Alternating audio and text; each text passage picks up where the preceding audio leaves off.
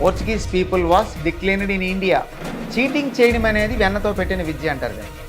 They are flood out by Kasim Khan from Bengal. Next ఇంకొక చెడ్డ పని కూడా చేశారు యాదవులు. అది 2000 మంది వ్యక్తులు ఆమె కింద పని చేస్తూ ఉండేవారు. అర్థమవుతుందా? అందులో 500 మంది వ్యక్తుల్ని ఈ పోర్చుగీస్ యాదవులు ఎత్తుకొచ్చారు. రాజు తలుచుకుంటే కొరడా దెబ్బలకు కదువట్టండి, ఎన్నైనా తన్నగలడు, కొట్టగలడు, గొద్దగలడు. మేము పెద్ద వీరులో మీరేం వీరులు అన్నారు వాళ్ళ దగ్గరికి. చితకొట్టి పంపించారు. ఎక్కడా శుభ్రత లేదు యాదవులకి. Portuguese people was declined in India. Why? ఎందుకు వీళ్ళు డిక్లైన్ అయ్యారు? విఫలం అవ్వడానికి కారణం ఏంటి? వ్యాపారంలో కానీ లేకపోతే ఒక మనిషిగా విఫలం అవ్వడానికి కారణం అది తర్వాత విషయం. ముందు వీళ్ళు విఫలం అవడానికి కారణం ఏంటంటే దే ఆర్ చీటర్స్, మోసగాళ్ళు. పుస్తకాల్లో చదవండి, నేనేమో సొంతంగా చెప్పిన అంశాలు కాదు, చదివితే మీకు క్లియర్గా కనబడతాయి. చీటర్స్ అంటే ఏంటంటే వ్యాపారంలో చీట్ చేసేవాళ్ళు, కుటుంబ వ్యవహారాల్లో చీట్ చేసేవారు. ప్రతి దేంట్లోనే మోసం ఉంటుంది. కృష్ణదేవరాయల కాలంలో కొంచెం నిజాయితీగా ఉన్నారు, కానీ మిగతాది అంతా కూడా అన్యాయం ఏం చేసిందని. చీటింగ్ చేయడం అనేది వెన్నతో పెట్టిన విద్య అంటారు వీళ్ళకి. మోసం, అన్నింటిలో మోసం మోసం మోసం. అలా బ్రిటిష్ వాళ్ళు వీళ్ళని అనేవాళ్ళు. బ్రిటిష్ వాళ్ళు వచ్చేటప్పుడు వాళ్ళు పెద్ద మోసగాళ్ళు, వీళ్ళేమో బ్రిటిష్ వాళ్ళకి మోసగాళ్ళని.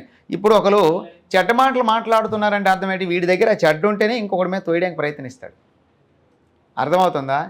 మనం చెడ్డగా ఏదైనా ఆలోచిస్తున్నామంటే ఆటోమేటిక్గా చెడ్డ విషయాలు ఏవైనా ఆలోచనలో ఉండడం కానీ ఇవతల వాళ్ళు చేయడం కానీ జరిగి ఉండాలి. అందుకే వీళ్ళు అంటుండే వాళ్ళు బ్రిటిష్ వాళ్ళని, వాళ్ళు మోసగాళ్ళు, వాళ్ళ మీరు నమ్మకండి అని. లాస్ట్కి వాళ్ళు నిజాయితీ పనులు అయ్యారు, ఈ రేదోలు అయిపోయారు. అందుకే బ్రిటిష్ వాళ్ళు 15 years మన ఇండియాలో వ్యాపారం స్థాపించకుండా ఉండడానికి కారణం ఏంటంటే వీళ్ళ ప్రచారం ఎక్కువ ఉండేది. వాళ్ళని నమ్మొద్దు, ఇంగ్లాండ్ వాళ్ళని నమ్మొద్దు, చాలా డేంజర్ అని వీళ్ళు చెప్పేవాళ్ళు. పాపం ఏది కావాలని ఎవరైనా ప్రమాదాన్ని తెచ్చుకోరు కదా, అలాగే పాపం వాళ్ళు ఉండిపోయారు ఇంగ్లాండ్ వాళ్ళు. వీళ్ళు అలాంటి వాళ్ళు, వీళ్ళు పచ్చి మోసగాళ్ళు అని అంటారు. అలాగే unethical systems, they are followed unethical systems. అంటే ఏమిటి? అవినీతిపరమైన, అవినీతి సిద్ధాంతపరమైన నీతి నియమాలు ఉండవు వీళ్ళకి. అనెథికల్ పీపుల్ అంటారు వీళ్ళు. అది కూడా వీళ్ళ నాశనానికి కారణమైంది. నెక్స్ట్, వీళ్ళు ఎక్కువగా చీటింగ్ చేసిన ప్రాంతాలు ఏమైనా Bengal. That's why they are flood out by Kasim Khan from Bengal. Bengal నుంచి ఖాసిం ఖాన్ అనేవాడు వీళ్ళని బయటికి పంపించాడు. అందుకు వీళ్ళ నాశనం జరిగింది. బెంగాల్ నుంచి వీళ్ళు బయటికి వెళ్ళిపోవడానికి కారణమైన వాడు Kasim Khan. Mostly the cheating from ఎక్కడి నుంచి వచ్చిందంటే వీళ్ళది బెంగాల్లో జరిగింది భారీగా. బెంగాల్లో ఒక లీడర్ ఉంటాడు, his name Kasim Khan. Flood out చేశాడంటే బయటికి పంపించేశాడు. నెక్స్ట్ ఇంకొక చెడ్డ పని కూడా చేశారు యాదవులు. షాజహాన్ ఉన్నాడు కదా వీళ్ళ కాలంలో, అతని యొక్క భార్య చెలికెత్తెలు ముంతాజ్ ఉంది కదా, ముంతాజ్ కింద కనీసం 1000-2000 మంది చెలికెత్తెలు ఆమెకి నడిస్తే కిందన పాదాలు కందిపోకుండా చీరలు పరిచేవాళ్ళు, పువ్వులు వేసేవాళ్ళు ఉంటారు. అలాగే ఆమె ఉక్కపోస్తూ ఉంటే విసిరే వాళ్ళు ఉండేవాళ్ళు, ఆమెను డ్రెస్ చేంజ్ వాళ్ళు ఉండే, ముఖం కడిగే వాళ్ళు ఉండేవారు, ముక్కు కడిగే వాళ్ళు, మూతి, ఇలా రకరకాలు. ఇది ప్రపంచంలో వింత, మీరు నమ్మరు. కానీ నాకు ఇంగ్లీష్ బుక్లో ఆయన ఏం పేరు రాశాడు, ముంతాజ్కి ఏ పని ఆవిడ చేసేది కాదు, భోజనం కూడా తినిపించేవాళ్ళు. షాజహాన్ అలా చూసుకునేవాడట ఆవిడని, ఆ ముంతాజ్ని. ఏ పని చేయడానికి అవకాశం లేకుండా చేసేసారు ఆవిడని. అది 2000 మంది వ్యక్తులు ఆమె కింద పని చేస్తూ ఉండేవారు. అర్థమవుతుందా? అందులో 500 మంది వ్యక్తుల్ని ఈ పోర్చుగీస్ యాదవులు ఎత్తుకొచ్చారు. అదే విచిత్రం.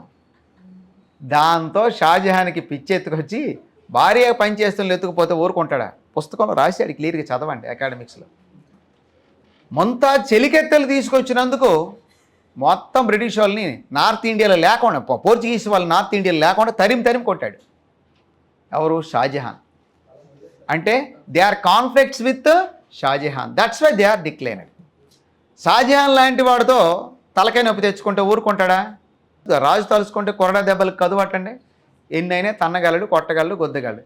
శాంతి ఇచ్చాడంటే ఎంతైనా చేయగలడు, నీకు హెల్ప్ చేయగలడు.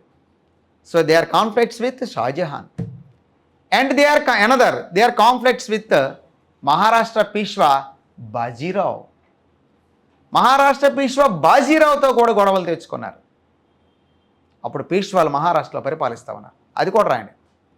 They are conflicts with Bajirao from Maharashtra Peshwa అని రాయాలి. మహారాష్ట్ర పీష్వా బాజీరావుతో కూడా గొడవలు తెచ్చుకున్నారు. మేము పెద్ద వీరులు, మీరేం వీరులు అన్నారు వాళ్ళ దగ్గరికి వెళ్ళి చితక్కొట్టి పంపించారు. ఎక్కడా శుభ్రత లేదు యాదవులకి. వ్యాపారం చేసేవాళ్ళు కానీ ఇప్పుడు బయట నుంచి వచ్చాము అంటే ఒక కార్యక్రమానికి వెళ్ళామంటే దానికి ఒక పద్ధతి లెక్క ఉంటుంది, అది చూడాలి. వెధవలు చూసేవాళ్ళు కాదు, అంత చెత్త చేసేవాళ్ళు. 10 మంది చెప్పుకునేటట్లు చేసేవాళ్ళు. అది మంచి కాదు, ఎదవ పని చేసేవాళ్ళు. అలాంటి చెత్త పనులు చేయబట్టి ఇవన్నీ కూడా వాళ్ళు ఫెయిల్ అవ్వడానికి కారణాలైనాయి. అంటే బాజీరావుతో గొడవ, షాజహాన్తో గొడవ, బెంగాల్లో కాసిం ఖాన్తో గొడవ, అలాగే మోసపూరితమైన అవినీతిపరమైన విధానాలు అనుసరించడం, ఇవన్నీ వాళ్ళు చేసినటువంటి తప్పులు. ఇవి వాళ్ళు ఎస్ఏ రాసేటప్పుడు ఇలాంటివన్నీ చిన్న చిన్న చురకలు మీరు అంటిస్తూ ఉండాలి పేపర్లో. ఆ చురకలు ఆడికి సురుకు అంటుంటారు. వెరీ గుడ్ మార్క్ వేస్తూ ఉంటాడు. పోర్చుగీస్ వాళ్ళ మీద ఎస్ఏ ఇస్తాడు మీకు. పోర్చుగీస్ వాళ్ళ మీద ఇస్తాడు, బ్రిటిష్ వాళ్ళ మీద డైరెక్ట్ వ్యాపారం మీద ఇస్తాడు. ఈ డచ్ వాళ్ళ మీద, డేనిష్ వాళ్ళ మీద, ఇట్లాంటి వాళ్ళ మీద వాళ్ళ కేంద్రాలు మీకు జస్ట్ తెలిస్తే చాలు. అందుకు వాళ్ళ డిక్లైను, వాళ్ళ ఇంపాక్టు, వాళ్ళ గవర్నర్స్ విడివిడిగా వాళ్ళు చేసిన మెయిన్ పాయింట్స్ మీకు చెప్పవలసి వచ్చింది.